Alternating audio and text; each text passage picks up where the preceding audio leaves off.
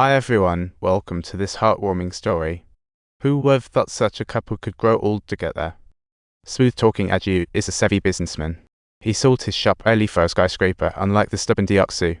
Seeing a racist young punk nearby, Deoksu couldn't handle it.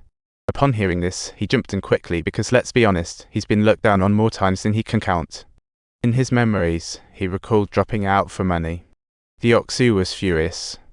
Fast forward to 1963, he and Aju toil at the docks. Deoksu's bitter, he failed while geography got into Seoul University. He absolutely needs to study, but there's no way he can pay the tuition with that meager salary. That's when Aju suddenly had a brainwave to earn money, go work as a miner in West Germany. Great idea, right? In the early 60s, Park Chung-hee took office implementing the 5-year plan. South Korea was broke. With no way to absorb the surplus labor force, the government had a delightful moment to let's export labor and earn some foreign currency on the side. One day, Deoksu drank and chatted with his dad's photo all night. Next day, his 8-pack up shocked everyone at the interview.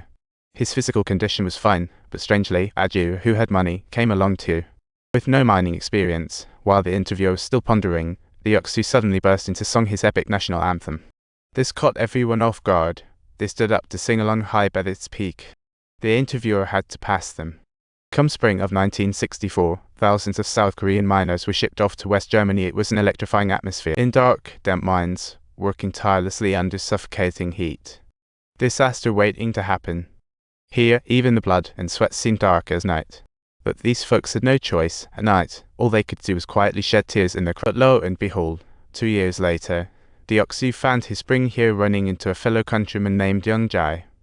Besides miners, South Korea also sent over 10,000 nurses during those years, and Young Jae was one of them.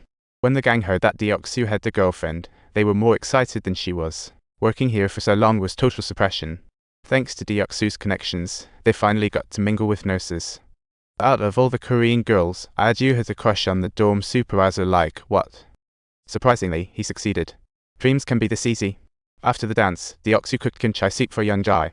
But when he got to Young Jae's dorm, he heard her shout, "Oh wow, I haven't even gotten there yet." Deoksu asked Young Jae why she looked so gloomy at their first meeting, and this is when he discovered her job was tough as nails. She either had to clean up after the living or wash the dead. How unfair. She had to cry alone in secret. But with a warm guy like Deoksu around, Young Jae finally found a way to express herself. "Thanks, babe." Meanwhile, Aju was in hot water. "Excuse me, Mom, you really shouldn't be working here with us." But oh boy, the language barrier was real, but the decision was made for that night. On the flip side, Deoksu and Young Jae could only take their time. Just a simple handshake would make her jump for joy. However, not long after, disaster struck the mine and explosion due to gas leak led to a collapsing mine. As the workers scrambled to escape, Deoksu missed the best chance to flee while trying to save Aju. Deoksu. Deoksu. Deoksu. Deoksu. Deoksu. Deoksu. Deoksu. Deoksu. Deoksu. Deoksu. Deoksu. Deoksu. Deoksu. Deoksu. Deoksu. Deoksu. Deoksu. Deoksu. Deoksu. They were trapped below. Escaped workers wanted to return and help, but the supervisor denied them for safety reasons. Friends rushing to the scene thought that speaking German would solve everything, but guess what? They were still turned away. Upon hearing Deoksu might be dead, they just went ballistic, yelling, "Hurry up. Even if he's dead, we gotta get him back. The injustice. These guys, they can't die without our approval." After a good venting session, he was on his knees, begging, "Even if he's gone, we gotta find his body." Finally, the workers couldn't hold back any longer, banging their tools and storming into the mine, while the two below were holding on, and things were getting dire. The air down there was getting thinner, and Deoksu was on the brink.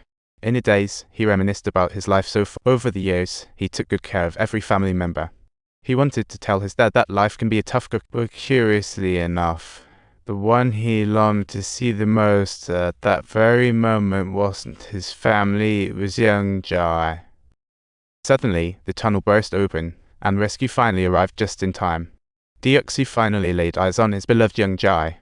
During his recovery, Young Jae took great care of him, but Deoksu had to break the news his visa expires next week. He figured he might as well invite Young Jae to come back to Korea with him. She wanted to, but she just couldn't leave. She was practically Deoksu in girl form, the eldest daughter earning for her family abroad. She was super happy for Deok-soo, but she couldn't go back just yet. After saying this, Seung-jae got up to leave and the tears just flowed. She sobbed alone in the hallway. In any case, Deok-soo returned home after years of hard work. The family built a big house, his sister grew up, and his brother got into school. Finally, he saw a familiar face.